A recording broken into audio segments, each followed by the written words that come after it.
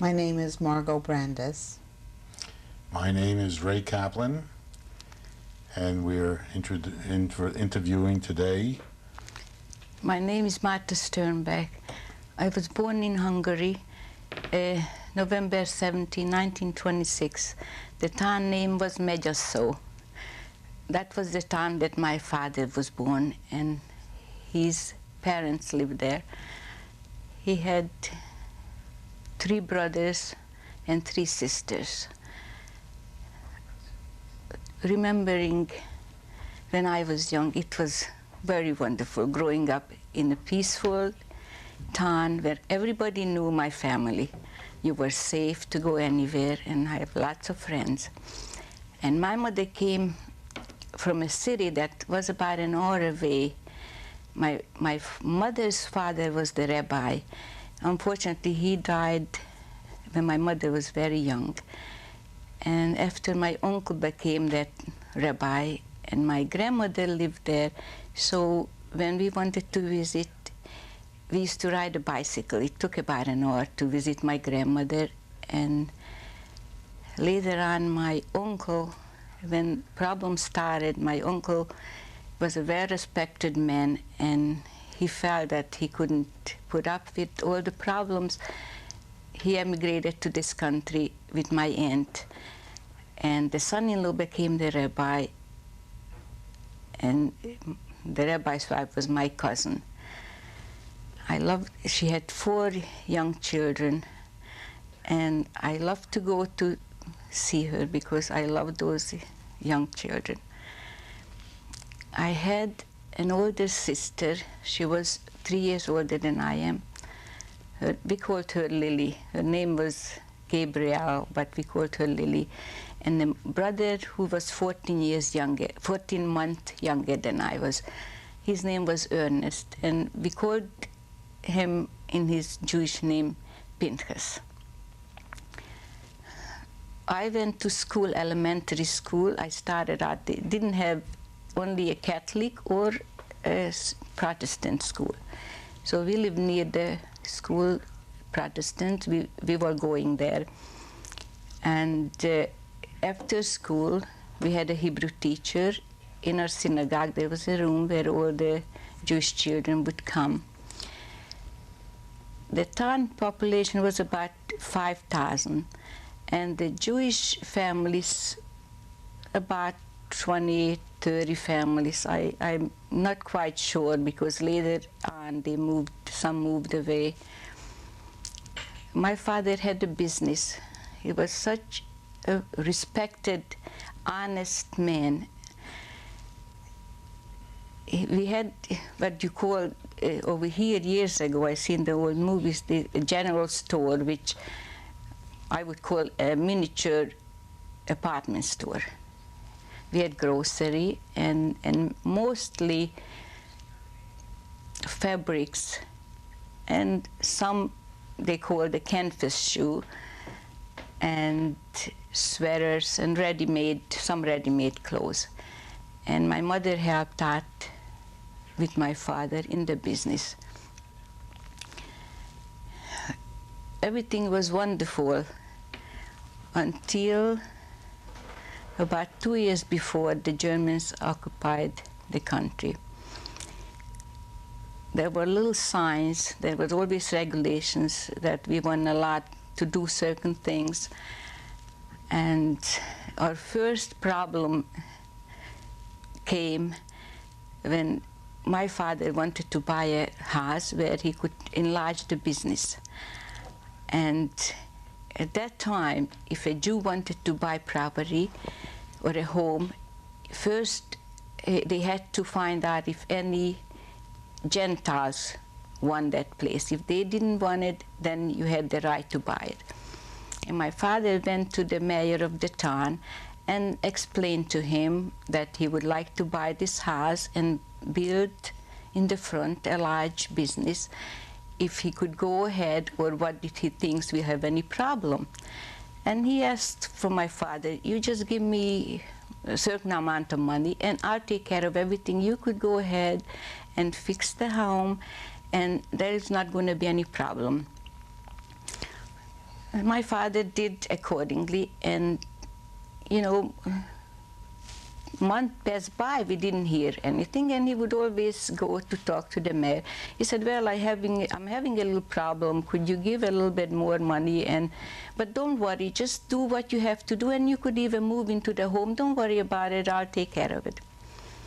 And we did. We moved into the home, and when we were already living in the home, then there came a letter that we have to move out because there is someone that wants the house when it was already completed. And of course, this was a lot of stress for my father, but he said, look, I mean, we'll manage. We moved out, we rented a house, and we moved away from that. That was sort of like the main street. And when more problem came up, my father said, you know, maybe we better off now that we're not on the main street. We somehow in nobody's eyes. Maybe we'll live a quieter life. It was stressful. We got a letter once that my father has to prove that his grandfather was born in Hungary. And he had to travel for 2 days to a place where my grandfather was born, which at one point was Czechoslovakia, and another time came back to Hungary. And they promised him they're going to research if, you know, they find his grandfather's birthplace. And we didn't hear from them. And every 3 months we would get a letter that, you know, we give us another 3 months, but make sure that he has his grandfather's birth certificate. Well, unfortunately, we didn't came to the end of the 3 months because in 1944, just before Passover, they got an order that we have to wear the yellow star. The first time I went out with the yellow star on me was during the holiday. We went to visit our friends. As young girls, I was 17, I don't think I realized the seriousness of the events, but every time I looked at my father, I could see that he was troubled. And my mother had such a sense of humor. She would always sing when whatever she was doing. And I could tell on her that she was trying to cover up a lot. You know, she didn't want to upset us children. And during the Passover, we have the 2 days when we go to the synagogue. We don't travel. That's altogether 8 days Passover. In the couple of days in between, you're allowed to travel. And I said to my parents, I really want to see my grandma and my cousin with the children. And they looked at each other and they were upset. I said, no, we're not going this year to visit. So I asked them, please, can I just go? I go with the bicycle. I was just so determined. I didn't understand myself. They was concerned, but I promised I'll be very careful. It was about an hour drive from our town. As I was driving, coming near the city, there was a little town, and there was a highway that was taking it to another city, which called Miskolc. And all of a sudden, all the traffic stopped, and there was the convoy of Germans on motorcycles, on jeeps. I never seen it before.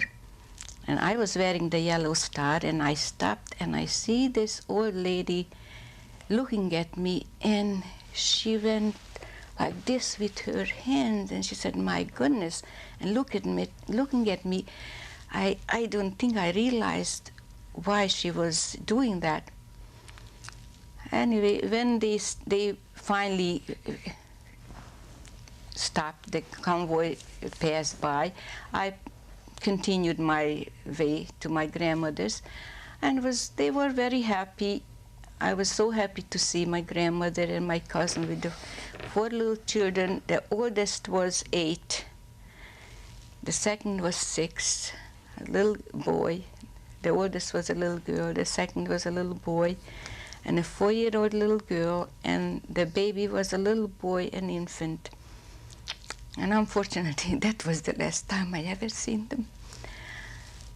After I went back home, I told them what happened, and they didn't say too much about it. And we continued. It was our holiday, Passover. We did the best we could. And the last day were finished. My father had an older sister who had her own home, but the weekends and holidays she would walk over to us. We would go get her. She was in good shape. She was in her 70s. And she spent the time with us. But the last day at night, she said, I really want to go home. You know, I've been here for 8 days. I would like to go back home. And somehow my father was very persistent that, no, you shouldn't go now. It's too late. He said, what do you mean it's too late? You walk me home. So we walked her home. The next morning, my father and my brother went to the synagogue early. While they were there, we had a man coming as a messenger from the mayor's office telling us that you have to pack up some clothes, not too much, whatever you each could carry, because you have to go to the synagogue. All the Jews will gather there. And my sister and I couldn't understand. And my mother said, you know, girls, you know what you want to take with you, comfortable shoes and clothes, and I have to go see Mrs. Fried. And she went into the store, and she had a bag, and she put a lot of things in the bag. And my sister and I looked at her and said, Mom, but we have to pack. She said, I'll be back soon. She said, you know, her husband is away, and she has 2 young children, and I'm not sure if those children even have the right kind of shoes or sweaters. And that was my mother, because she always cared about everybody else, and no matter what the problem was, she was so busy taking care of everybody else that she never thought that we had any problems. So my sister and I tried to get ready. Then my brother came home, and I asked him where my father was. He said, well, you know, he went to get Aunt Esther to bring her over. My father had a difficult time to persuade her. She was very confused. She could not understand why we have to pack and go. So it took her a little while to be persuaded to come to us. And my father and her came. And we were almost ready when 2, what you call policemen here, gendarme, csendőrök, that's the way it was in Hungarian, with the hat with the feather in them, came and escorted us into our synagogue. In that one room that usually we use for the Hebrew school. And that's when everybody gathered. Some of our neighbors came to see us because we know we really didn't have any even bread in the house. You know, the Passover was a day before, and we didn't have a chance to do any cooking or bake any bread. And they came to our synagogue and bought some bread. And slowly, by the nightfall, everyone, all the Jews were gathered. You know, there is one thing that always seems to come back to my mind. Towards the night, there was a carriage coming from the synagogue. And we know who the man that came with it. Bore an old couple. The woman could hardly walk. He was a man that converted to be a Christian. He was a very wealthy landowner, and his parents were visiting him. and they were from another city. But they got the message that they had to come in. And it was interesting. We were all together, families. Somehow it didn't seem so terrible, but when you look at that old couple and their son looked so pitiful. Everybody felt sorry for him because he didn't know what he was doing there. And this old couple didn't have a yellow star. So my mom said, you know, we had the fabric, said, why don't you make 2 stars for the people? So we were busy with that. We spent that one night in the synagogue. First we were just sitting talking, but eventually everybody got tired and you sat on the floor or you lay down. We had problem with my aunt, you know, she was very uncomfortable. But we managed to live the night through. In the morning, every family had a horse-drawn carriage coming to put them on every family separate. And there was one priest in town. He was not a married man. He wasn't a Catholic priest, which, you know, all the time everybody's surprised because usually the Protestant were married. He was a very educated man, very, very good friends of my mother and father. He would come to us as a friend, play chess with my father and mother. My mother spoke French, my father spoke English, and they always enjoyed being together. He came there before they took us away. He shook hands with every one of us and wished us good luck. Then they took us to another town, into another synagogue that was not too far from the railroad station, which will eventually took us to the ghetto. We spent the night there. There was some food they bought us to eat something, and that really wasn't the important part. You know, the men, the people, our parents were together talking. We young people, you know, got together with the ones that were from another town and talking. I don't know why, didn't think to us that, didn't seem that it was such a terrible thing. And the next morning they took us to the train and they took us to the ghetto called Újhely. The old people, my aunt, they took to the hospital. We were put in with a couple. They had no children, the young couple. They had 1 bedroom and a dining room and a kitchen. We were staying with them, with the couples, the women's mother and father and 2 sisters, and there was another couple with 1 son. And the owners of the apartment stayed in the bedroom with their parents, and we slept in the living room on the floor. I don't really know how long we stayed there, because they were trying to make the ghetto smaller and smaller. And after a while, they took us to a different place. But every day there was somebody coming, and there was a room where they took us in, and they were searching for jewelry or money.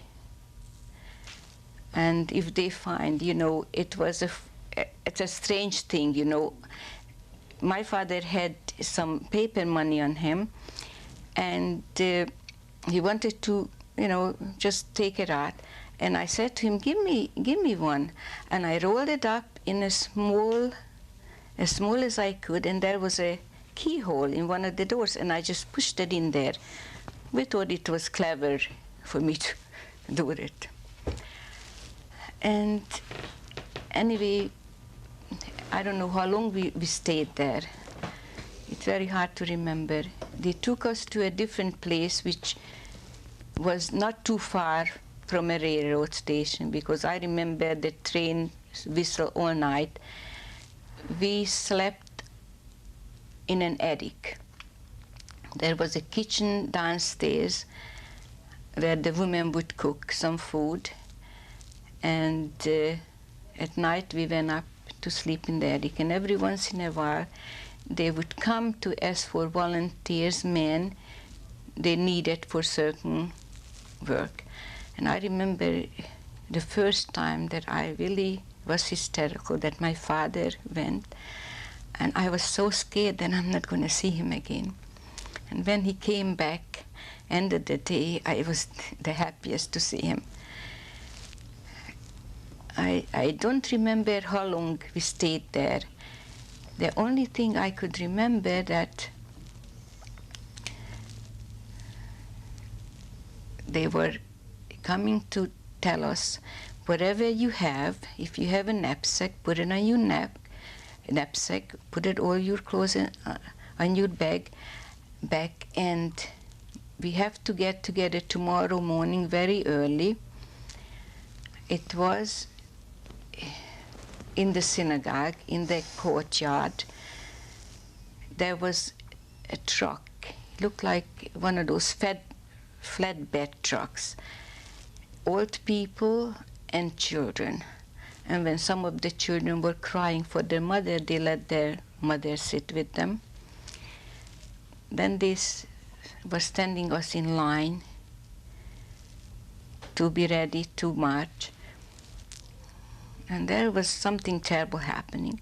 There was a man who was looked like a very religious man with a black long coat, with a beard, and he was talking to one of the police, saying that he doesn't feel good, he cannot walk. And we saw them arguing, and then we saw the police beating him and beating him.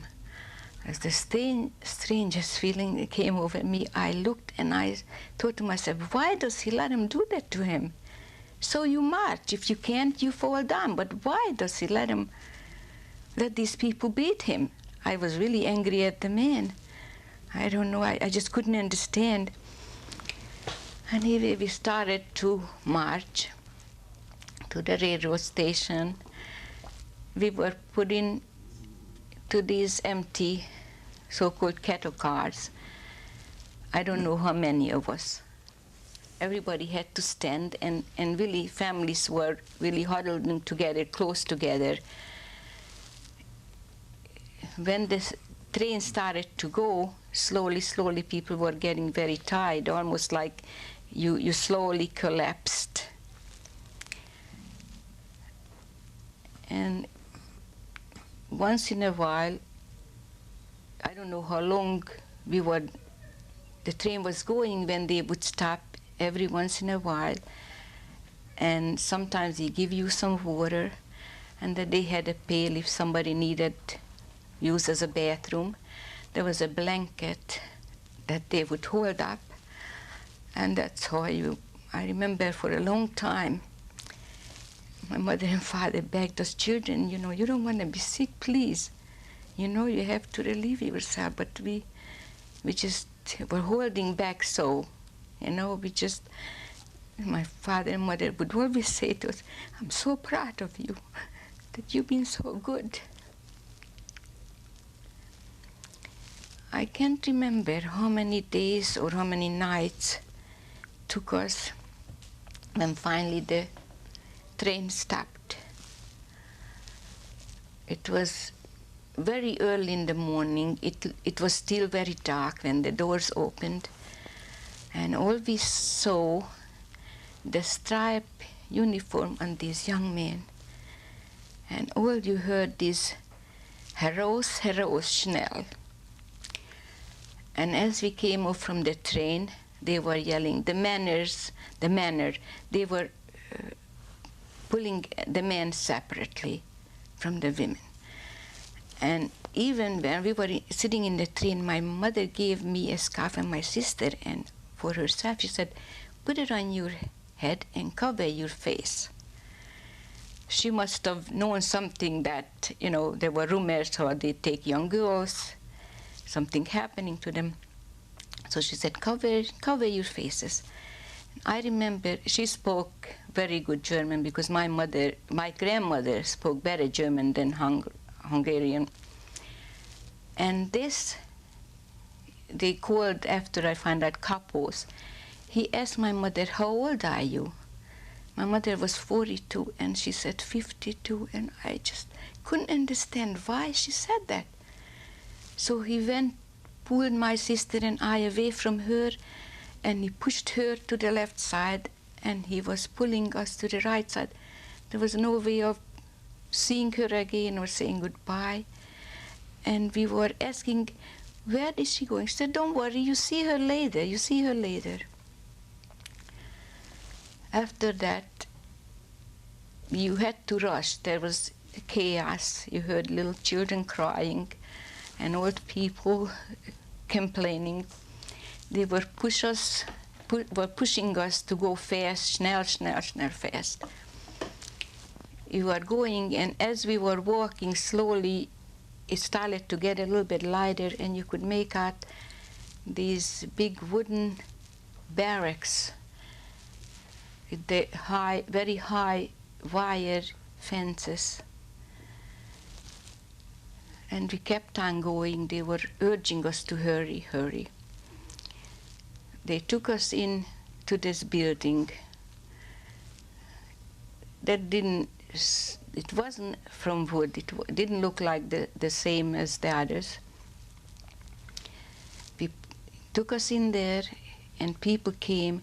There were these girls that spoke Hungarian, but kind of broken Hungarian, and explained to us that you have to take off all your clothes. And there are hooks on the wall, and hang them there, but hold on to your shoes. And stay in line, but one at a time. My sister and I was holding on to each other. We looked at each other.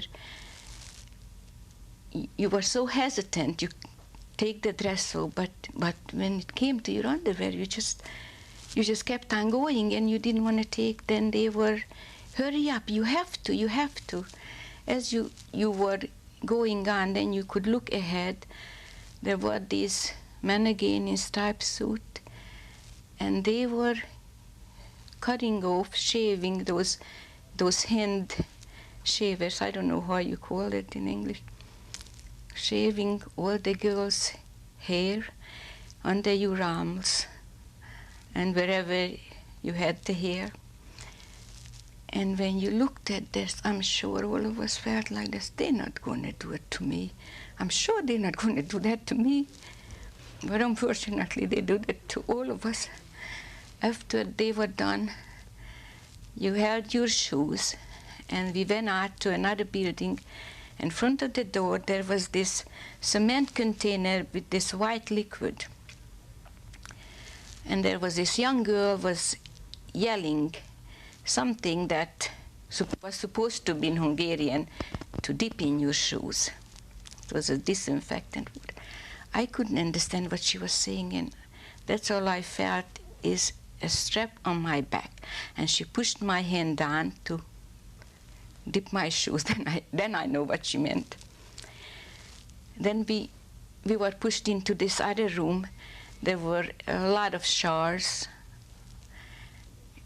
on the top of the room, and they said, put your shoes down, you will find it, you just go into the shower. But this time, I didn't know where my sister was. People were shouting their sisters' names. Nobody recognized each other without the hair. I only remember the water coming down on my face, and my tears were coming. It was such a shock. The question, why? You are so bewildered. You just don't understand why this is happening. This worse than any nightmare that you ever had in your life. After you were done with the shower, you had to pick up your shoes, and you went out from the shower, and they gave you a dress. no underwear, just a dress.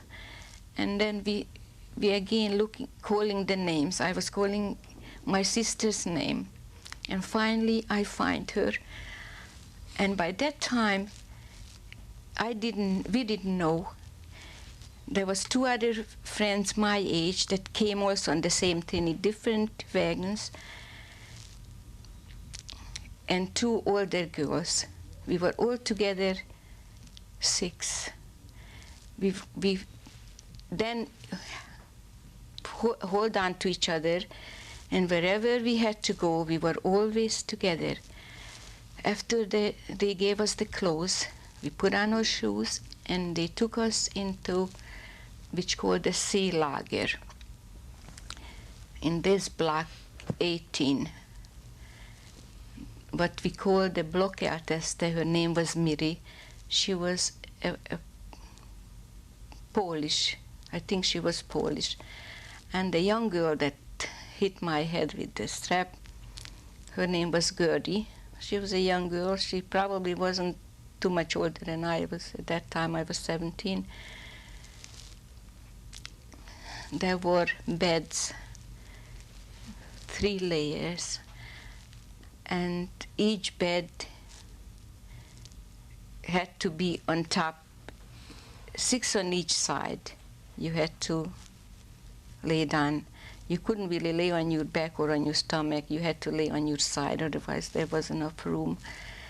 So the 6 of us are always together. There was one girl that was shouting all night, "What happened to my father? What happened to my mother?" And everybody said, "Oh, she's going crazy." But she was telling the truth. She was saying all the jewelry that we were hiding home. This was the first night. When the morning came, she disappeared. We never seen her again. Then another time, a couple of days later, there was this young woman. Nobody knows that she was expecting. She was in labor all night, screaming. When she had the baby, you had to wait till the morning, because at night you weren't allowed to go out from the barracks. If you had to go to the bathroom, there was a pail. In the morning, she disappeared. In the morning, they would wake us up to go to there was washroom, they called it, with a lot of faucet, cold water. We didn't have any towels or soap or anything, just to wash your face, to wake yourself up. And then the bathrooms, also a long building with a lot of a wooden top and a lot of holes that they used, no paper or anything like that. Then I don't know what time of the morning we had to be standing in line. They called it Zeelappel. I think it had to be 10 in a line, because I remember the 6 of us always, but a couple of other girls that we didn't know standing. So it probably was 10 in one line. And they would count us every morning before gave us something to eat. And before they gave us something to eat for lunch, they would count us. And at night, before they gave us something for dinner. And if anyone was missing, you had to stay out there until they find them. They sometimes stayed in the bathroom if they didn't feel well, or in the washroom, or wandered away. But we had to stay there until they find them. The mornings were very, very cold. And when the sun came out at lunchtime, was burning us without the heat. It was very difficult. Some children that had very sensitive skin got all blisters on them. And in the morning they gave us a piece of bread, this brown bread, with a piece of cheese. In the beginning, when you weren't really hungry, you ask if anybody else wants it. For the first couple of days, we didn't eat it. But then after you were hungry enough to, didn't care what they gave you, because one of the girls said on the cheese there was a worm, and somebody said, well, it's not kosher, so we didn't eat it. And at lunchtime, there was one pot that had food in it, pieces of meat, and you had to pass it around to everyone, no spoon or anything, just to drink from it. But the air had such a terrible smell. You know, I always, when they handed me that pot and I smelled like burning flesh, I just couldn't eat from that. I just passed it on. But there came a time when I was hungry enough that I didn't worry about the smell or the taste. We didn't do any work there. The only thing, some of the oldest and strong girls, they picked for kitchen work, or some volunteers. One of the girls that was with us, she must have been in her 30s. She was always hungry, and she would work in the kitchen. Sometimes she would bring us a little bit of potato peel. She had to hide it. It wasn't right. She wasn't allowed to do that. The only thing that we did is go near the kitchen, and they would give you the bread to carry back to each barrack, you know. But because I was with my sister, we were always afraid we shouldn't be separated. So most of the time we would just stay together, hold each other's hand. But then they started with the selections. And every time we had a selection, we were separated. There was this Mengele, and there was this other German woman they pronounced Grecian. She was very pretty. The gossip went that she's the girlfriend of Mengele. Beautiful blonde woman. She had a sort of like a horsewhip in her hands, like Mengele, and when he would select, he would just hit you a little bit. And the first time we were separated, I was panicky. I was asking, what can I do? But nobody would tell me. But when I was taken away from my barrack, close to the kitchen, we have to stand in line. When I saw the girls carrying the bread back from the barrack, I ran there and I took away a bread from a girl. She was angry at me, pushing me. I said, no, I'm going, bring the bread. And I went back to my sister and I found her. This was the very first time. And many more times. But there was always somehow that we got back. And one of the side of our lager, there were Czech people, families, when we got there. Their faces, their skin looked like wax. They had little children and older people. We couldn't understand. It gave us hope that, you know, families were together. Nobody had an answer. They had clothes, and they would negotiate. People that could speak with them would ask them, would you sell your sweater? Would you sell your jacket? And they said, yes, if you have bread. If you won court, they were throwing over the bread, and they were throwing over the sweaters, and they saw exchange. But if you were caught, you were whipped.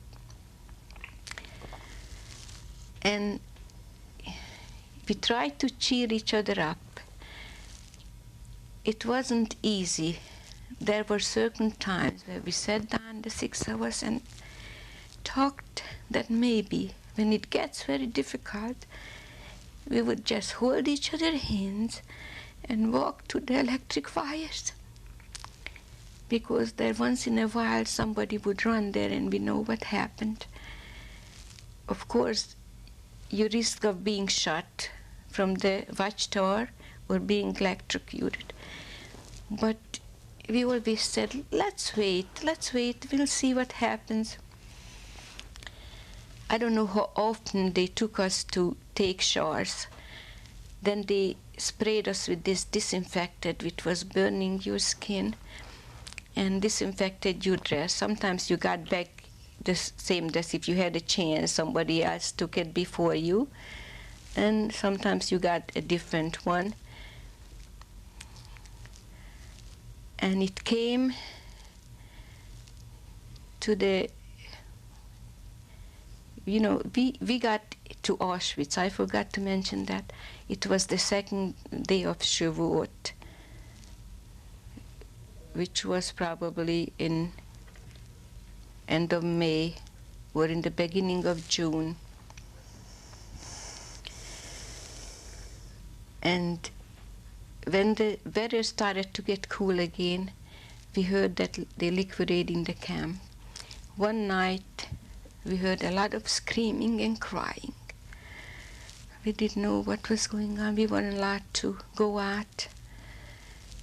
And some mornings when we used to get up, go to the washroom and the bathroom, you see all these dead bodies wrapped in these gray blankets. And that morning after the screaming, we looked in that camp, in the other side where all these families used to be, that was empty. Then they started really with the selections, and when they selected the girls, they were tattooed and was put into that place where we could see them through the wire. And then came again the selection. This time, again, I was separated from my sister. And after the selections, there was always very quiet because everybody had to stay indoors. Nobody was allowed to go out. But I was so panicky. I thought to myself, either I get back to my sister or I really don't care what happens to me. I went out, and the blockout tester was asking me, where are you going? I said, I left my bread in there where I know my sister was. In that, I don't know the number, I can't remember. Can I go get my bread? I'm hungry. She said, okay, but come right back. And I ran there, and when my sister saw me, she was so happy.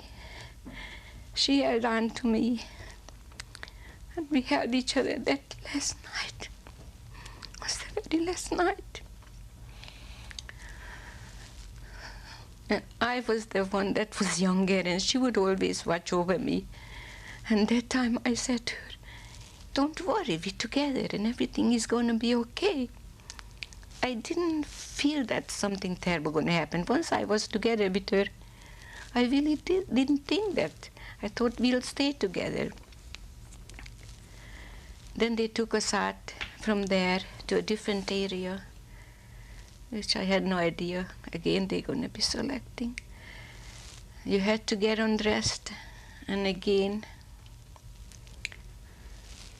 they were selecting. But this time we were separated from our friends. We were just concerned about each other, to stay with each other. She was pulled away from me, and I was pushed that I should keep on going. But when they pulled her away from me, there was a booth, only remind me of the warding booth here. There was a curtain, and I ran after her, and someone pulled my arms very hard and pushed me away, and I was asking, please, my sister, my sister. I didn't know then, but I think that was a trap door there, because I saw after, when I looked back, that they kept on pushing the girls there, and there was a small area. How can they all fit in? But it somehow, every time you had a thought that kind of your mind, you just don't want to think about it. And I was going to ask this Miri, please, can you help me? My sister is there. Can you get me back? She said, you know what? Don't make her go with you, because they're taking us to go to work, and maybe she wouldn't be able to work. They're gonna she was always thin. And she said, you know, she's going to go to a place where they're going to have more food, and eventually you will get back together again. I guess I wanted to believe it, I don't know. Anyway, at this time they gave us a pair of wooden shoes and a dress and a coat. And you went outside and again stay in line. By this time I didn't have anyone that I really was that close to. And as I was standing in this group, my friends were, I looked around and they were in a different group, and they asking me, where is Lily? And they started to cry, and I said, I was very angry. I said, why are you crying? You know, Miri told me that she's going to a place where it's going to be much better. She'll have food so she could gain a little weight. And she wasn't sick. She was as strong as I was. The only thing that she was thinner. And as we were standing waiting for someone to take us somewhere, there was an open truck. And all of us saw it. They were naked, bruised bodies. It's almost like I look at it, but I really don't see it, you know. You try to fool yourself. And that passed by, and then we seen a transport coming in. You could tell the people were dressed up, still nice. And where I was standing, there was these sisters. I'm trying to think. The name was Gross. And until this day, I'm still very much friends with them. There are 3 sisters left. They were 5 over there. And they see this old lady walking, and they were calling, Auntie. And the old lady was very confused, looking around. But unfortunately, they didn't let them go near them. They were pushing them to go fast. And then I heard them talking about, that was our aunt from Budapest. They thought that they were older and they were keeping them somewhere better, all dressed up. I don't think they realized what was happening, but they just arrived there and they were going to take him to finish him. Anyway, one night we were standing there until it got late, and that one night we were sleeping in this very large, empty room. We slept on the cement floor. It felt so like fresh cement because it was so ice cold. I remember waking up in the morning. You didn't have too much room, so you had just one side that you were staying overnight. When I woke up, my right legs, my arm were so numb, I couldn't move it. Slowly, when we woke up, we tried start moving around. And they came to tell us that they're going to take us to the railroad station. Stand in line again. They gave us a little package, which has some bread, some crackers, a piece of cheese in there. And they loaded us into this empty wagon. I don't know how long we stayed in that.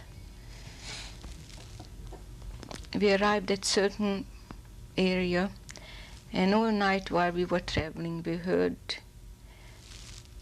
like the war planes, loud noises like bombs, shooting like machine guns. And we stopped during the day. I don't know where we were. We had to get out and stand in line again. There were some Germans coming. They explained to us that we're going to be taken to work in a factory, and some of the young ones, they looked in our eyes. Well, I was always far-sighted. I didn't have glasses. And he looked at your eyes and he said, "Oh, you have nice eyes." And they selected us that way. I don't know how long we were there, but eventually we went on the train again, and we arrived this town, which later we find out called Waldenburg, and we were put into building. They had beds, 3 layers, but only 2 had to sleep together. They had mattresses on there. They gave us better food. They had better washrooms. And this Miri and Gertie was staying with us. They told us the next morning they're going to wake us up. We have to eat fast because we're going to go to work in the factory. And there were some older German men that would guard us while we were marching to the factory, and each of us were assigned to certain area. Being that I was between the youngest, I didn't work on a heavy machine. I was given a wooden tray with these metal, I don't know if they were called bullets, which had like a screw space inside of it, and you had to inspect that was perfect. If it wasn't, you had to take out the one that wasn't perfect. And that's what we did, standing all day. I don't remember if we stopped for lunch or not. I don't know why, but I don't remember. There were German civilians working with us. I remember this old lady. She was very kind. At Christmas time, she bought each of us a small little apple. And there was a very pretty young lady, and she would always talk about the war. She said they weren't really allowed to talk to us, but she would always whisper to us, you know, my brother is in the army and we heard from him, and he wrote that the war is going to be over soon. So don't worry about it, everything's going to be all right. One day they took us out on a truck. They said we have to go clean this building. There were a lot of building was built underground. When you were outside, you could not tell that there were buildings. The entrances were camouflaged with some green trees. And we went in there, inside, there were bars and tables and chairs. I think that was, the Germans would get it there, I guess, for whatever reason. And we cleaned it. And, you know, it was such a happy feeling to be out. You felt free. That the only time it was good to see the sun. Because when we used to go to work, it was still early in the morning, and when we went back to our place where we slept, it was already late. That was going on. You didn't know dates. One day somebody mentioned the date, November the 17th. And I said, okay, today is my birthday, I'm 18 today. That was the last time I know a date. And other times, Christmas time, when we were in our bed at night, and we heard the Germans having a party. They would play the wheelbarrow polka and some other music all night. I had problems. I had all the scabs. My skin was broken out, my both legs. And when I went to the infirmary, they would give me something, a cream, and one of the doctors said to me, well, this is from vitamin deficiency. Where we were at that time, there was a lot of political prisoners from Poland, from Czechoslovakia. They were well-dressed. They weren't Jewish girls. They used to get packages from their families. And they were very kind to us. Sometimes they would ask if we would like, if they had a piece of cake or something, they would give us.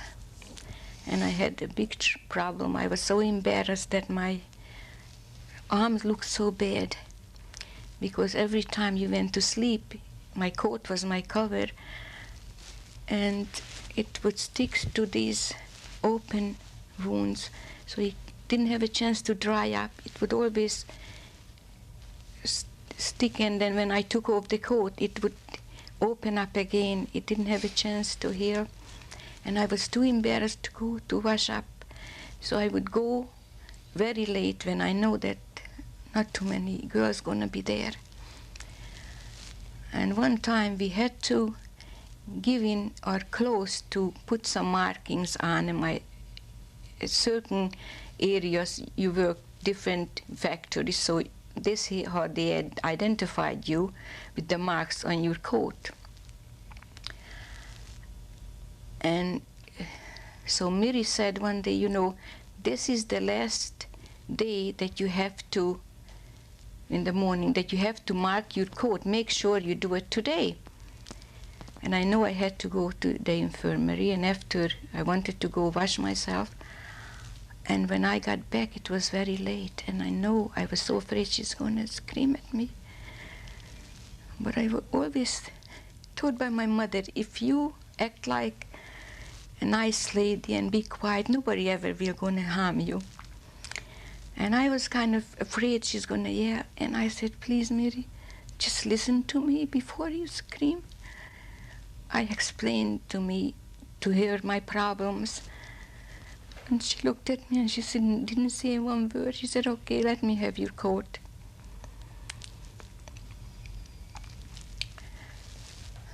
Anyway, we were working in this factory until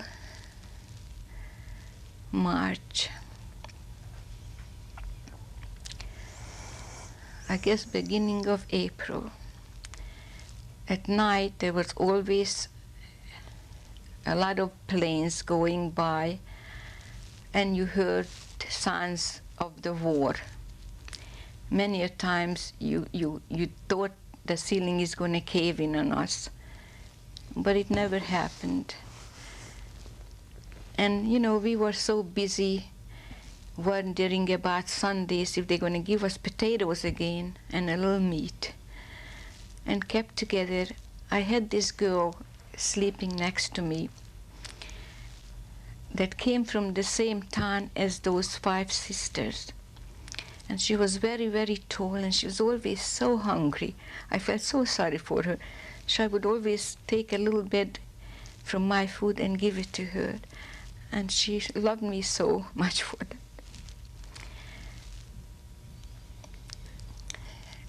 Anyway, in the beginning of April, every day really was the same. Go to work, come back, next day the same again.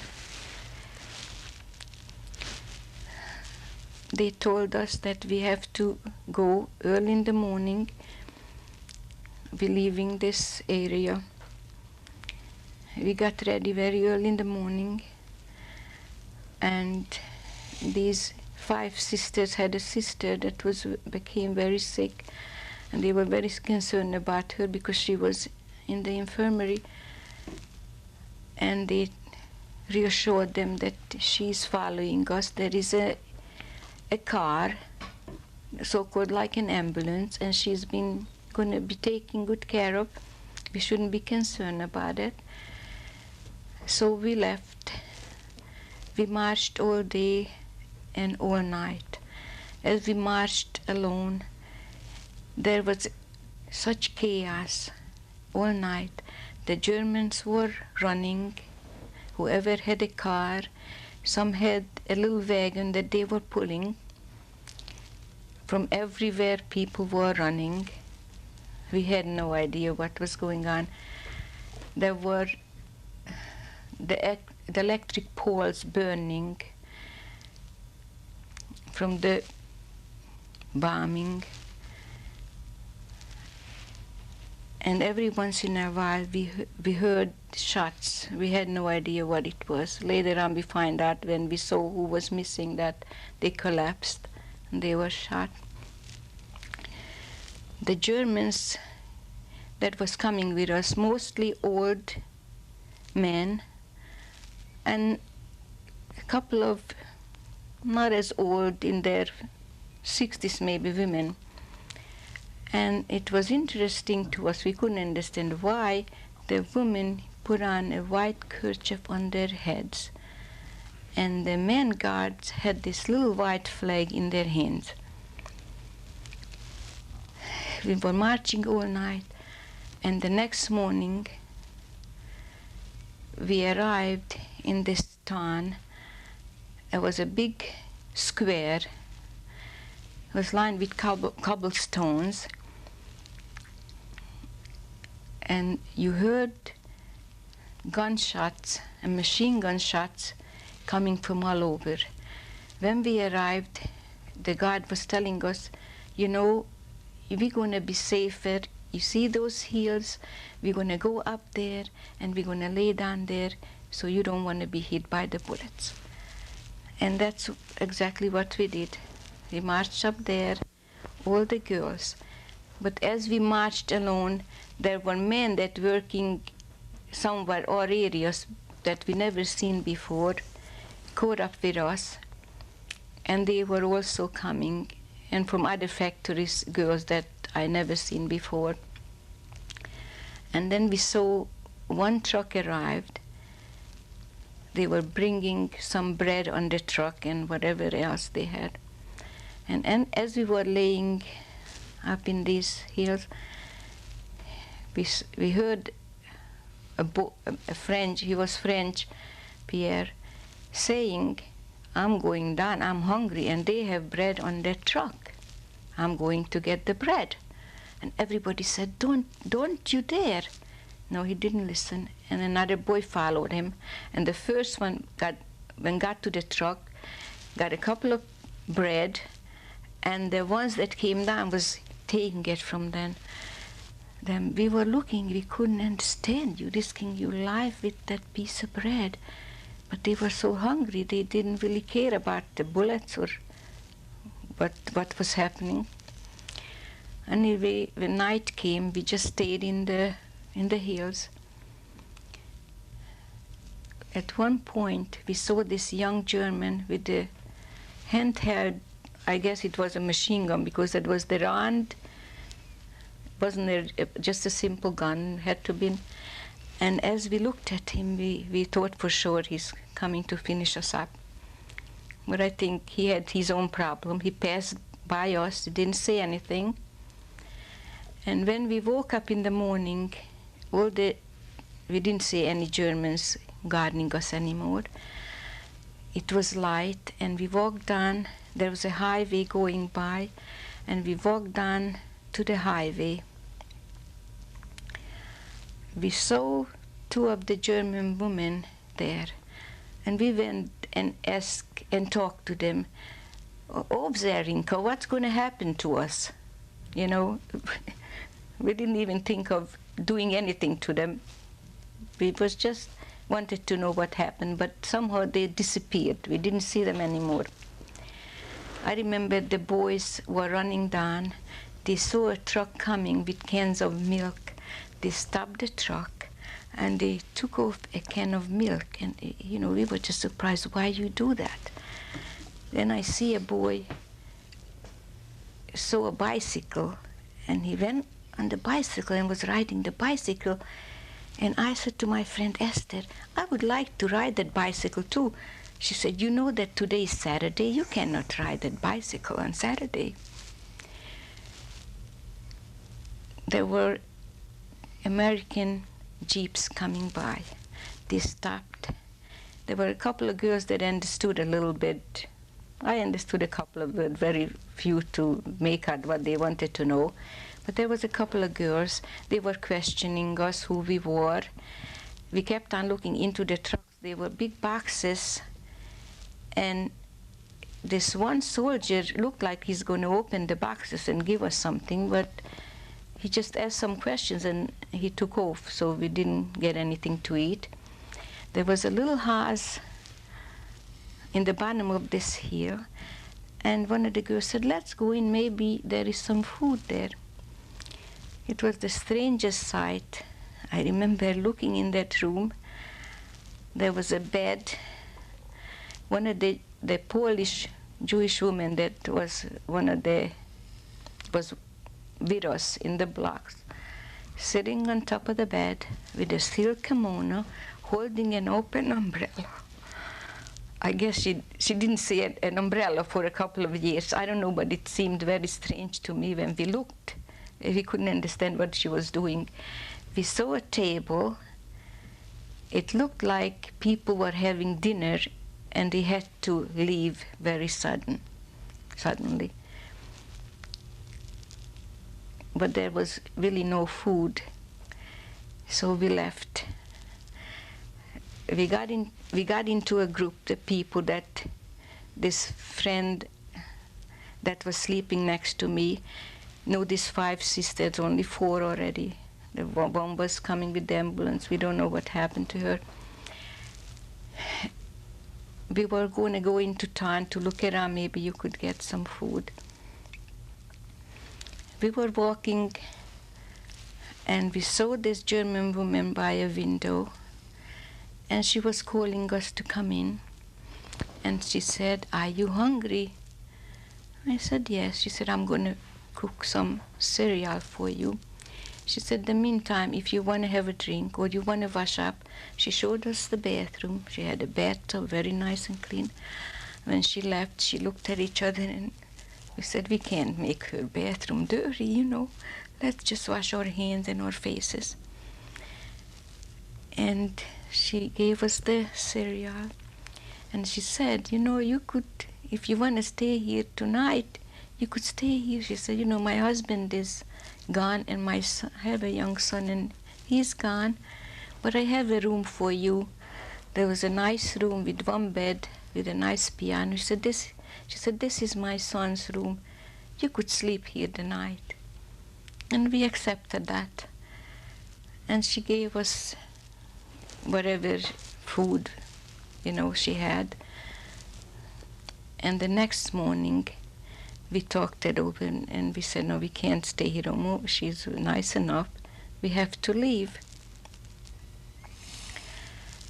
We left. And as we were going outside, we saw another house, and I was so concerned about my legs. I didn't have a pair of stockings, and it looked so bad. And I said to one of the girls, maybe we could go find something to put on. We went into this house, and I saw a wardrobe closet with a drawer. I opened it up. There were socks in there. I took out 1 pair, and I put it on my legs, and I said, okay, we could go. We passed by empty stores, camera shops. We saw all the boys. They went in and they, you know, they wanted a camera. They wanted some. We were very thirsty. You couldn't get any water. The pipes were bombed. You couldn't get to any water. When we passed a little store, I looked in and I saw these bottles. And I seen one said acid. Acid in Hungarian was vinegar. And I took that 1 bottle and I opened it up and I put it just near my tongue. A tiny drop went on my tongue and I felt this burning. It was acid that they made vinegar out of. And as it hit my tongue, my saliva mixed together and it was coming down on my cheeks, burning my chin. And I was asking the girls, look at me, am I red? I was trying to look in one of the windows. She said, no, you're all right. But when I swallowed, my throat was hurting me very much. So with the saliva, a little went down and it was burning my throat. We kept on walking, and then some Americans stopped us and showed us where to go. There was this looked like an office building with empty rooms. And he said to us, go in there, you're gonna stay here the night. They went to get some cats, and they settled us in this building. They set up a kitchen, and they were cooking us food. Everybody was very hungry. I was the only one that could not swallow anything other than a little cold water. For a couple of days, I really couldn't. And some of the girls that were very hungry and started eating really developed diarrhea. You know, your stomach wasn't strong enough for any kind of a food. And we stayed in this area for a while. There were some Americans came, a chaplain, a Jewish chaplain, and the sisters were explaining what happened to their sister. They took our names and said, you know, we're going from place to place. We're going to have a list of all the survivors, and if you're looking for some relatives, so they should see that you survived. They took our names, and they promised the sisters that they're going to find out where their sister is. And about a day or two after, they came back, the chaplain came back, and he said, you know, we find your sister in the hospital, and if you want to go to visit, I tell you how to get there. And they did go to see her. They went to see her the first time. When they came back, they said, you know, she didn't recognize us. She was very mixed up. She was talking, but didn't make any sense. And the nurses said, you know, she's not well, but with medication, we tried to give her medication, and she's going to be well. And the second time, when they went to visit again, she was gone. They told her where they buried her. And the sisters tried to find that chaplain, and they asked her, please, can we have a stone to mark her grave? And he did that for them. And they find out exactly what the town's name and which cemetery she's in. When they came back from the so-called funeral, my closest to my age, the friend, her name was Esther, got sick on the way. She got appendicitis. She couldn't walk home. They had to leave her in this little town in the hospital to get surgery. They came home very upset. And they said to them, you know, in a couple of days she'll be well, and you come back and she could go home with you. But what happened in the meantime, we were in the American side, and there was I don't know what kind of a border that separated us. On the other side of that, the Russians came in, and they had a booth there for the Russians, and on this side they had the booth for the Americans. And they wouldn't let them go through to visit their sister in the hospital. It was just a terrible ordeal. But one day was like you've seen a ghost. Esther was coming. She said, you know, I know you couldn't come. They were explaining it to me that you couldn't come to me. She said, they told me that, you know, I don't know if they're going to let you go through the other side because this is the Russian side. She said she came to that checkpoint and they were questioning her. And she said, please let me go. The way she could, I don't know how she communicated with them. She said, I let them hug me and kiss me as long as she let me come through. And this is how, we were very close to the checkpoint, and that's how she came back. shortly after that, the Americans left and the English came. And trying to think back of dates. At that time, the war might have been over. When we were liberated, was April the 13th, but the war was still going on. And by this time, the war was over, and they told us, if you want to try to go back home, you could try. And one day they came from the Red Cross, some women, and they asked us if we would like to go to this camp. They're going to explain to us what kind of chances we have to go to Switzerland if we want to go. The 4 sisters, some of them were all there. They weren't qualified for this. Only between the young ones, you had to be the oldest, maybe 19 or 20. They took us to this camp. I'm trying to remember, it was Bergen-Belsen, I think. That was a men's camp before. They took us there with a truck. When we got there, I seen all these that survived, looked like skeletons. They were given these striped suits. All men, a lot of men, young, with sunken eyes. They looked much worse than we did. When they explained to us that if you want to go to Switzerland, families will adopt you, and you have a very good life. We were not concerned about what good life we'll have. We just wanted to go home to see if any of our family survived. So we thanked them and said, please, just take us back. We want to be with our friends and try to go home to Hungary to see if anybody in our family survived. They did that. Then we started to go to see how we could go back to Hungary.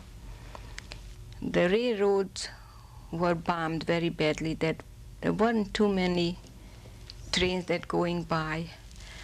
And all the trains that you could see were going to Russia. That's all you could see, machinery, bathtubs, sinks, and all kind of things packed on these trains and going without stopping to Russia. Somehow we got into a passenger train. This was in Czechoslovakia. There were some people coming to the train, bring some sandwiches and ask us if we would like some. They were very, very nice. The next station was a famous town that used to be a resort place, Carlsbad. They called it Carlsbad. I remember hearing the name before. A beautiful, up in the hills, was like a sanatorium. They asked us if we would like to spend the night to rest up. We said yes. We went up. They had beautiful, clean rooms, white sheets. They gave us food. And the first time we had a good night's sleep. But we were very anxious to go on, to get back to Hungary. We went down to the station. You had to wait for a long time for a train come by so you could get on it. Finally we got one which dropped us off in the border of Hungary. And by this time, almost all of us that survived, a lot of men coming with us. I don't know where they had some money, because when we got off the train and we were looking around where we could find some food, these people said, well, if you have money, we give you food or have some jewelry, we give you food. We didn't have any money and we didn't have jewelry, but some of the boys had something because they bought some milk and some bread and they shared it with all of us. And they told us that Budapest is not that far, we could walk to Budapest. So the rest of the way we walked. And when we got to Budapest, we were looking where to go. But fortunately, the people knew all the survivors were coming in. So they were waiting and advising us where to go. They told us, go a little bit further, take the streetcar. There is a building set up that you could spend the night, and there are people that will take your name, and everybody is registered there, and they find out if you have any family left or other relatives. Sure enough, we arrived there. There was a building, and right away they asked if you want to have a drink or eat something, and said, take your time and we'll talk to you. I was very anxious to talk to someone. I know where my aunt lived in Budapest. I had two cousins. One was my age and one was a year younger, two girls. And my uncle was what's called a mashgiach in the Jewish hospital. And I talked to this young man, and I explained where I was from and who my uncle is. He said, you know, your cousin from the city that my grandmother and my mother came from, Serenc, is here and living at your aunt's house. And tomorrow morning you could go there. But just rest up now, and in the morning I help you and tell you which way to go. Well, at that point I knew mostly where I was and where my aunt lived. I was very, very anxious to go. Got up in the morning and I walked, and when I rang the bell and my aunt looked at me like, you look familiar, but I don't really know who you are. Of course, I was a half of the size that she remembered me. And I said, you know, Aunt Miriam, Martha. She said, oh my God, I had no idea that you're alive. I went in, we cried, we talked. They didn't ask me too much. They were afraid to ask me. But when my cousin came in, that he was an older, young man. His parents were in this country then. He was asking me questions. And my aunt said, please don't. She said, so what? Well, it happened to everybody. I want to know. So we really didn't talk. It was hard. So I wasn't willing to say anything. I really wasn't. I was just questioning if you heard of anybody that survived. They didn't know. Someone said to them at one point that they saw a list where there was a Fendrich, a young man that his name was on the list. But I happened to have a cousin also a couple of years older than my brother, and it might have been because he did survive that they saw the list. But even until this day, I have it's unlikely hope that he might be someplace. A couple of years ago, when the Red Cross had an article in the paper, in the Bergen paper, about if you're looking for a relative, I went to fill out some papers. The only thing is he was younger and he was small for his age. And I never saw anyone that age survive. Would have been a miracle if he would survive.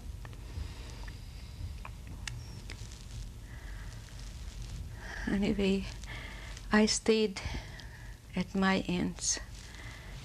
By this time, it was end of the summer.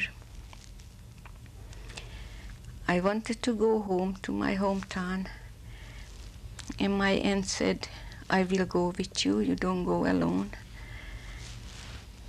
We traveled, it was far, you had to travel in a train overnight. First to the city that my grandmother lived in, and this cousin that had the 4 young children, her husband came back. He was in a labor camp, and he was in the house where they lived. And he was asking me questions which I really had no answer. And then my aunt came with me. We hired the carriage, took us out. It was about an hour drive to see who survived. There were some people. That one friend also was in a labor camp. He lives in Connecticut. He was there. He was the first one that came back. The Russians liberated him, and most of the people that they liberated took to Siberia. He said, you know what saved my life?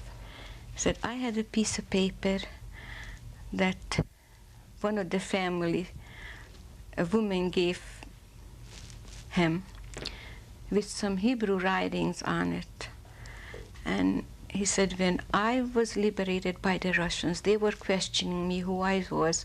It was hard to communicate, but I took out this piece of paper and I showed them, and he said, oh, you Hebrew. He said, okay, go wherever you want to go. He said, that what saved my life, that piece of paper. Anyway, he married a girl that also survived, and we stayed in his house that night. He said to me, there were some articles that was taken from the homes. He became the mayor of the town. He said there was a room there, and all these articles are there. If you recognize something that was yours, I'll take you and you see what I have. And I remember my father always believed in this country, the dollar, and when things got very bad, people said, well, you know what, the money's not going to worth too much, buy gold or dollars. My father had dollars, and I remember my mother wearing this gold watch. It was very pretty. I remember the remark the police came when they took us to our synagogue. He said to her, that's very pretty. Want to give it to me? Where you going? You're not going to need this. And my father said, you know, that's her watch. Please don't take it from her. But when we were in the synagogue, my father said, you know what? Take off your ring and take off your watch. And he told all of us that I put it into one of the chandeliers in the temple, and the dollars. So when I was talking to this friend, his name is Freddy Schwartz, I said, you know, my father put some dollars and my mother's watch and the ring, which was valuable, into the chandelier. He said, you know, by the time I came home, all the homes were really empty. But the people said, first the Germans took everything. My neighbor said that after you left, the police would go every couple of days into your home and went into the store, and they would come out fat, like they were hiding things under their suit. So he said, you know, very few things that were left, very heavy piece of furniture. There was nothing really valuable. And he said, well, I'm going to question some people, and I look into it. When I saw all the things that was in this storeroom, I recognized the two silver candlesticks. That was, my mother used to light the candles Friday night. So he gave that to me, and I left with my aunt, and we went back to Budapest. And a couple of weeks later, Freddie came up to my aunt's home, and he said to me, can you describe the ring and the watch?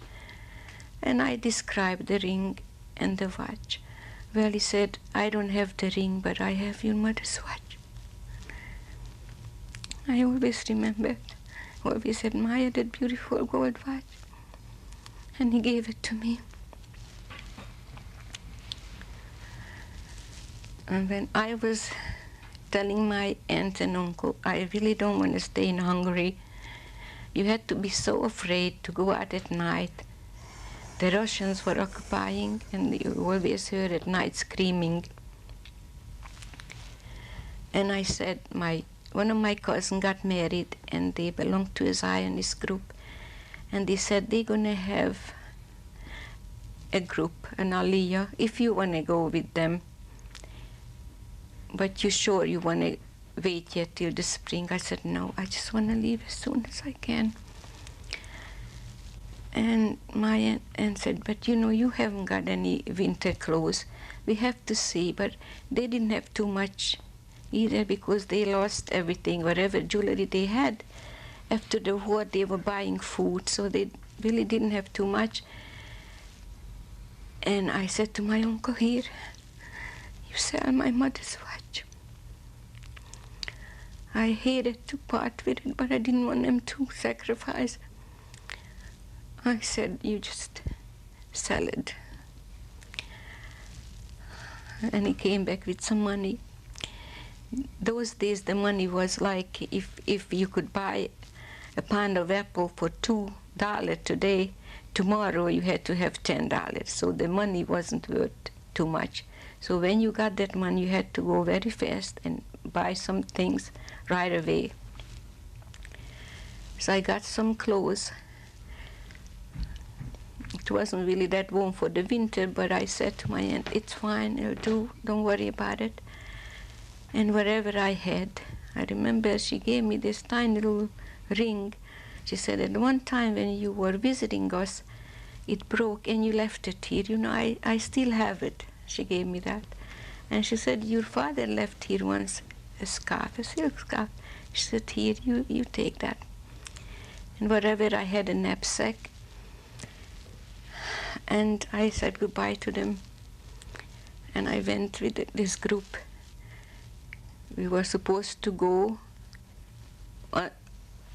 aim was to go to Israel. We went through the border, but before we went to the American side, we were stopped.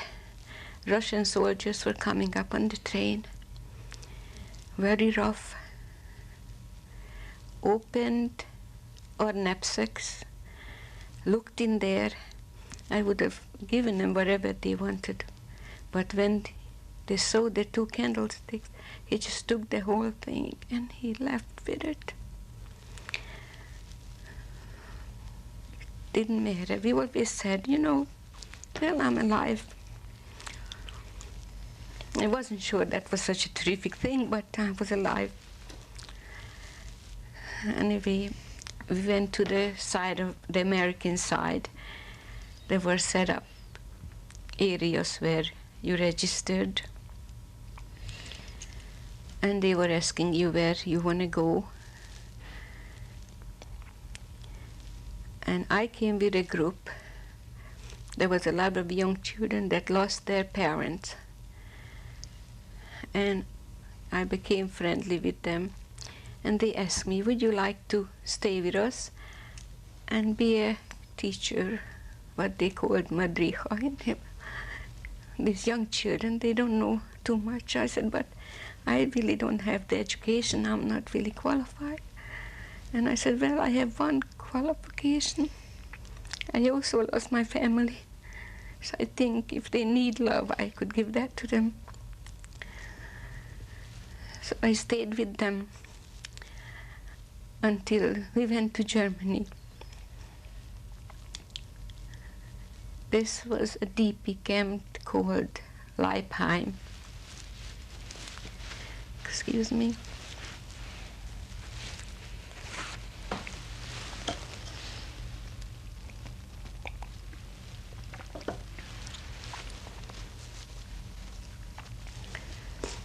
There I was staying with this group, with the young children.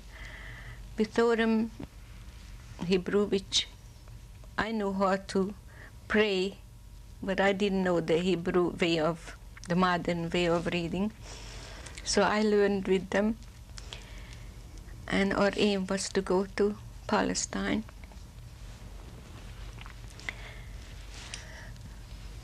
One night, we put on a little show with the children. There was this large auditorium. There was a little stage, and the children would sing.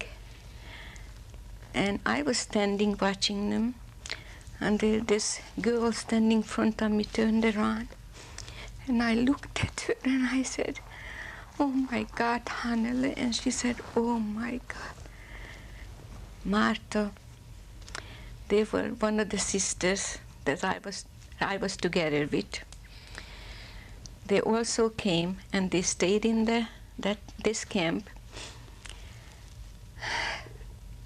with two other sisters. One got married to a man that was her neighbor, lost his family, and she felt very bad for him. And she married him. And there was Esther, my friend. And we were so happy to find each other. And they said to me, "You know, we went up to Budapest to your aunt and uncle, and we were asking, what happened to you? Where did you go?" And when my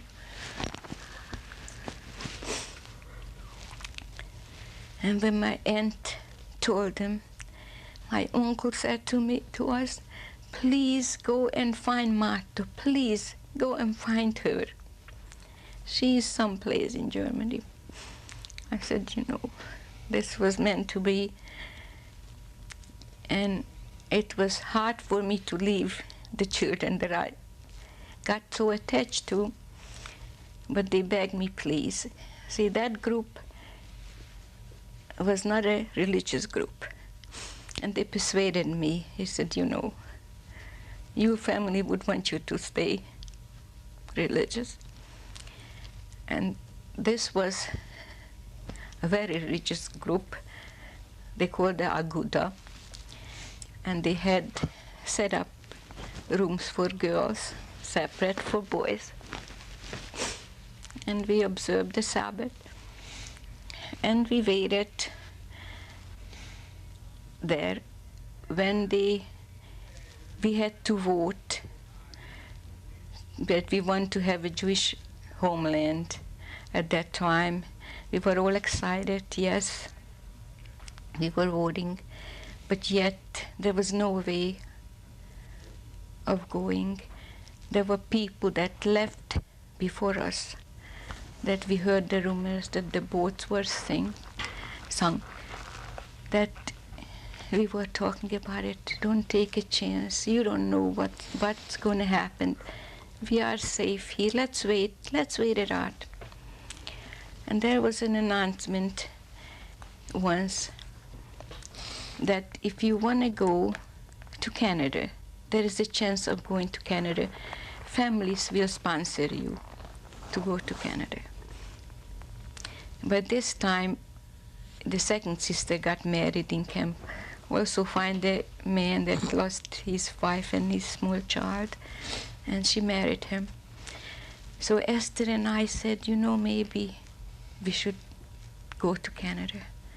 And we talked to the sister, said, "Well, you know," they had relatives in America, in Washington, a well-to-do uncle. He said, you know, it's not that far. Once you're in Canada, we'll get together. And for me, I knew that I had relatives in America. Well, I didn't remember any address. But we really thought that was really a right choice to make. So we decided, and sure enough, Esther and I came, and on the boat we met a lot of more young girls and boys that survived, that were going to Canada. It was a very interesting thing that happened. You know, you talk, you ask, where are you from? There was a couple had a son with them.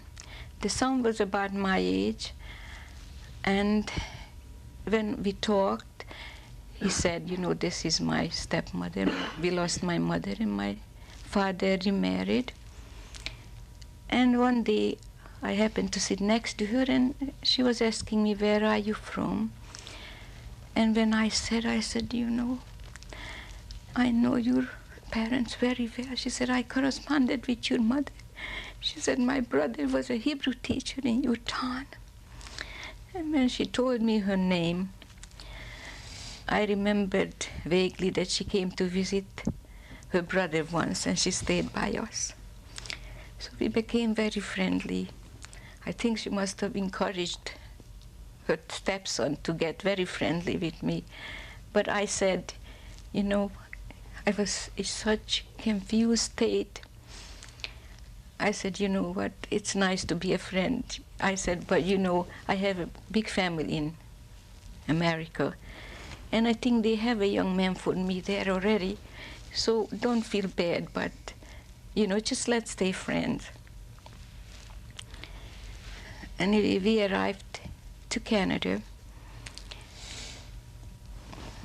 I was staying with a family, very nice people in Toronto, had 2 little boys, and they explained to me, you want to stay there and help with the children.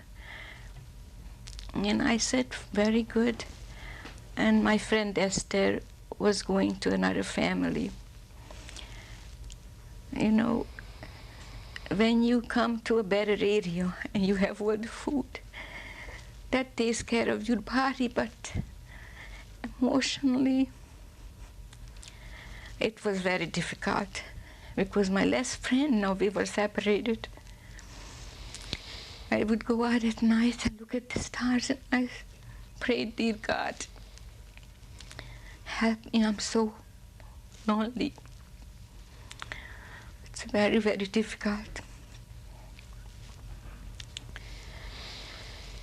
I told these very nice people that I had relatives in America, and they said to me, tell us their name. We're going to try to find them for you, and you could write to them. Sure enough, I wrote a letter.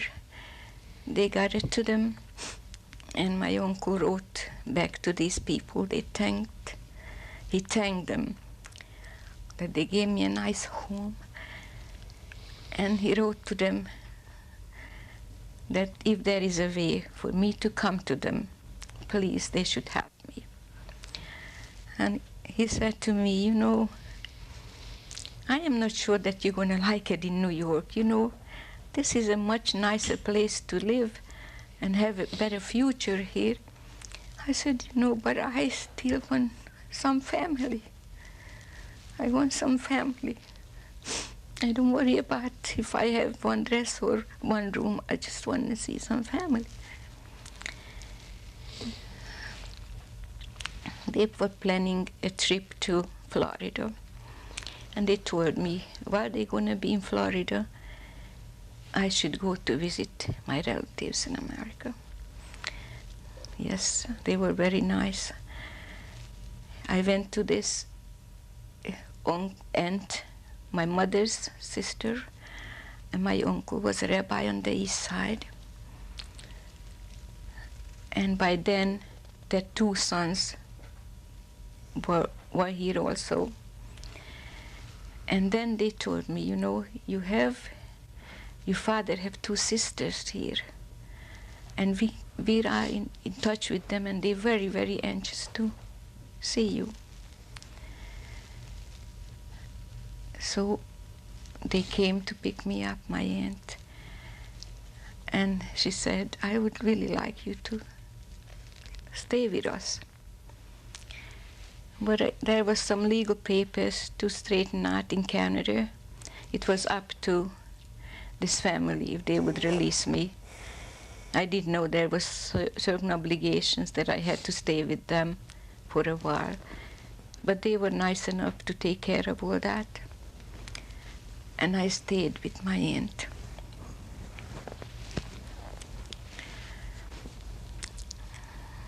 I met my cousins. She had the oldest sister that was the first one to came to this country when a young man came back from America or looking for a wife.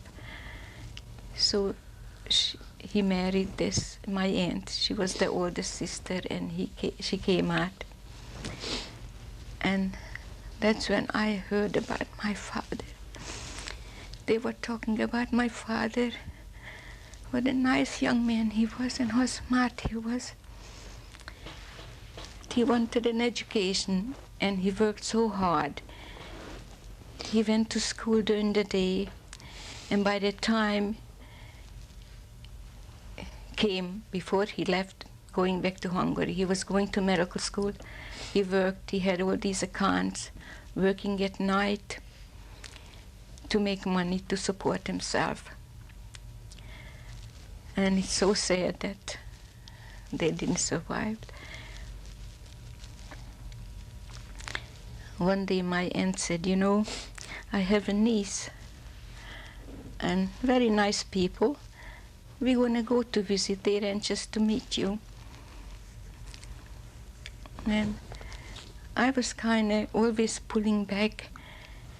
I was so afraid to get very close or too comfortable. I was afraid if I get too comfortable or too friendly, they're going to disappear. Or I never wanted to be her again. She said, oh, they are very nice people, and we're going to go to meet them. I didn't know that this niece was married to a man who had a single brother, and they arranged me to meet him. I didn't know that, because I remember my cousins were somehow sort of angry at my aunt. She said, don't take Martha, she's not up to it yet, please don't take her. But my aunt said, don't worry, Gus, we go just for a visit. We spent a couple of hours, were very nice. The sister-in-law was born in this country but spoke a little bit Hungarian.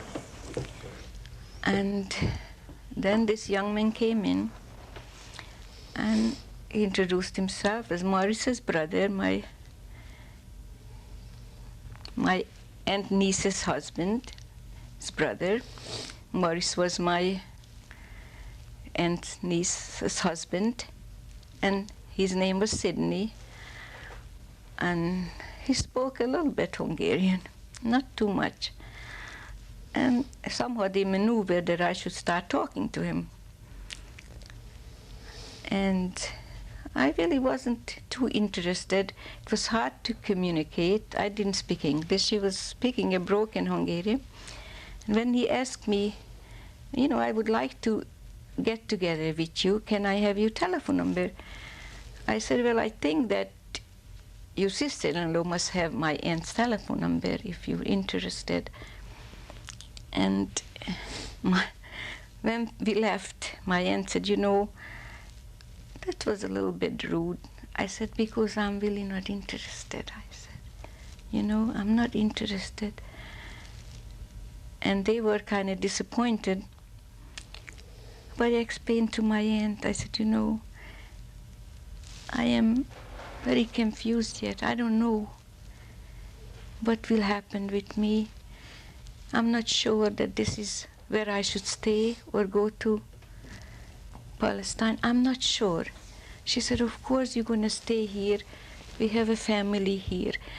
You know, you heard us if you say that you're not sure staying. You have all these cousins. Of course you're going to stay here. They were all very nice, but it was a different feel. I still didn't feel at home. It was still a strange land to me. You want to go on yet? You're not tired? I'm all right.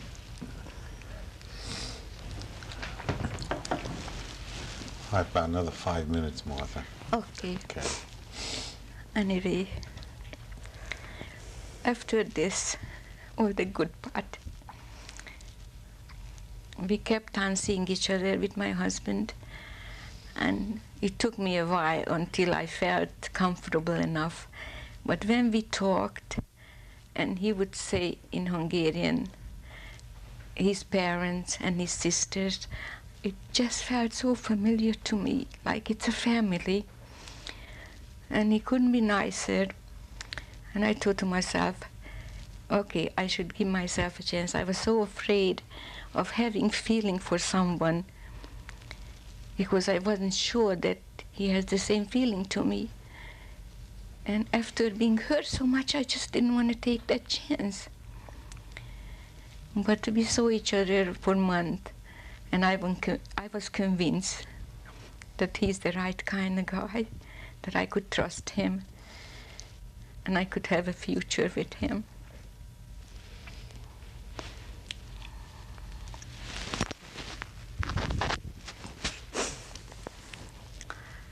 And I'm thanking God that watched over me, that I find a wonderful person.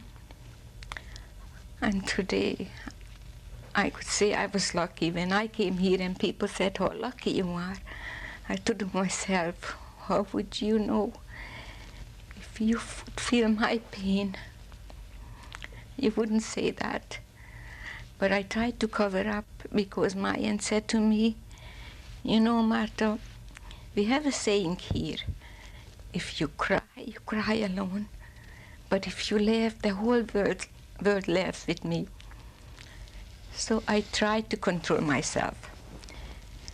And I had a sense of humor that I would always look at the positive things of things. And the guilt that you feel that you survived and no one else did was very difficult. I always thought maybe there was something that I could have done. I only realized years after that there was nothing that I could have done. And until the day I die, the pain is still there. When you're young, and I had my 3 children, I was so busy loving them and protecting them. I never thought that part of my life I sort of put on hold. The first time that I read Elie Wiesel's book, and they start organize the first gathering, and I heard people talk, that was the biggest help for me, because I thought, see, I'm not the only one that feels this way. Wherever we get together, my children's friend would come, I would feel something is wrong with me. Why can't I be like other parents? They were so light-hearted, happy, always. I was happy for my husband, for my children. I was thankful for God. But there was always this cloud that was hanging over me, that was always so afraid. I always had to protect my children. I loved them, and yet I wanted to be, all of them to be very independent. And I knew that love wasn't enough. That doesn't make you survive. What I was thinking, the most important to survive is the education. I'll be always there for them. But they have to be very independent to survive in this world. I didn't feel secure enough to know that there is nothing bad is going to happen anymore. And I'm hoping and praying to God that we'll protect this world and perform a miracle, that this should never, never happen. Wherever places there is a man being killed for whatever reason is, I don't think any of us are safe. So we have to be praying for something that should come over people to realize that prejudice and hate is such a disease that could destroy the whole world if we're not careful. Okay, Martha. I think that's the end of the tape. Thank you very, very Thank much. you very much. Very moving.